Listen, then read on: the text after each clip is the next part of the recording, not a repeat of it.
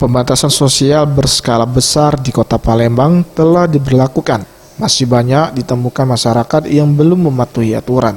Dari pantauan yang dilakukan tim gugus tugas dan Rem 044 Gapo dan Dim 018 Palembang, Kapolresta Palembang dan pemerintah Kota Palembang, di beberapa checkpoint atau titik pengecekan di dalam dan di perbatasan Kota Palembang, masih banyak ditemukan pelanggaran yang dilakukan oleh masyarakat. Seperti penumpang mobil harus berjarak, tidak boleh berboncengan bagi kendaraan roda 2 kecuali satu alamat. Komandan Korem 044 Gapo Kolonel Armet Jauhari Agus Suraji mengatakan, masih banyak masyarakat yang belum mematuhi aturan PSBB. Dirinya berharap masyarakat betul-betul menerapkan social distancing. Sekarang masih banyak masyarakat yang melakukan, masih belum sesuai dengan aturan yang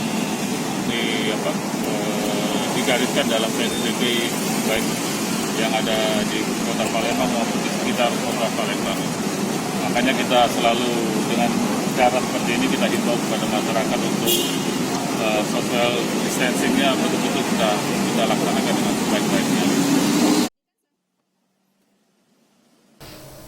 Tim Liputan Sriwijaya TV.